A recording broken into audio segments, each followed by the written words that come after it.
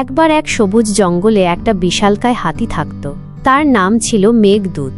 মেঘদূত ছিল জঙ্গলের সবচেয়ে শান্ত ও বিনয়ী প্রাণী। তার দীর্ঘ সুরুচে আর মৃদু স্বভাব সবার মন কেড়ে নিত। একদিন মেঘদূত জঙ্গলে ঘুরতে বের হলো। হঠাৎ সে একটা ছোট্ট বানরকে দেখতে পেল। বানরটা একটা গাছের ডালে আটকে পড়েছিল। সে খুব ভয় পেয়ে চিৎকার করছিল। মেঘদূত দ্রুত বানরের কাছে গিয়ে তার দীর্ঘ সুরুচে দিয়ে বানরটাকে গাছ থেকে নামিয়ে দিল। বানরটা খুব খুশি হয়ে মেঘদূতকে ধন্যবাদ জানালো। বানরের নাম ছিল মিঠু। মিঠু বলল, তুমি আমার জীবন বাঁচিয়েছ। মেঘদূত হাসল আর বলল, চিন্তা করো না মিঠু, আমরা তো বন্ধু। সেই দিন থেকে মেঘদূত আর মিঠু খুব ভালো বন্ধু হয়ে গেল। তারা প্রতিদিন একসাথে খেলত, ঘুরত আর গান গাইত।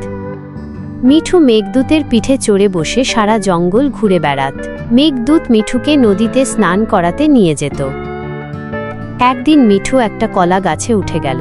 সে কলা খেতে খেতে হঠাৎ একটা ডাল ভেঙে গেল আর সে নিচে পড়ে গেল। মিঠু খুব কষ্ট পেল। মেঘদূত দ্রুত মিঠুর কাছে গিয়ে তাকে তুলে নিয়ে একটা পাতার ছায়ায় শুইয়ে দিল। মেঘদূত মিঠুর ক্ষত সারাতে পানি আনল। মিঠু ভালো হয়ে গেলে মেঘদূত তাকে নিয়ে একটা সুন্দর জলাশয়ে গেল। তারা সেখানে সারা দিন খেলাধুলা করল।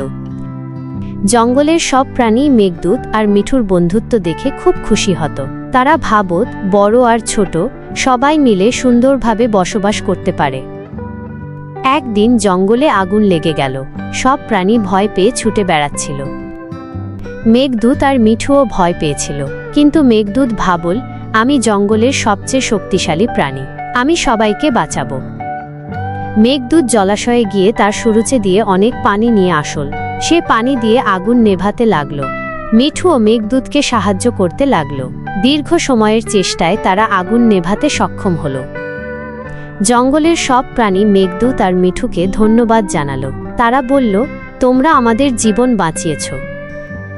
মেঘদূত আর মিঠু খুব খুশি হলো। সেই দিন থেকে মেঘদূত আর মিঠু জঙ্গলের সবচেয়ে ভালো বন্ধু হিসেবে পরিচিত হয়ে উঠল। তাদের বন্ধুত্বের গল্প জঙ্গলে জঙ্গলে ছড়িয়ে পড়ল। এই গল্প থেকে আমরা শিখতে পারি যে বন্ধুত্ব সবসময় মূল্যবান। বড়রা ছোটদের সাহায্য করলে সমাজ সুন্দর হয়, আর একজনকে বাঁচাতে গিয়ে নিজের জীবন বিপন্ন করাও সত্যিকারের বন্ধুত্বের পরিচয়। ভিডিওটি যদি ভালো লেগে থাকে তাহলে অবশ্যই একটি লাইক করে দিবেন এবং চ্যানেলটি সাবস্ক্রাইব করতে ভুলবেন না।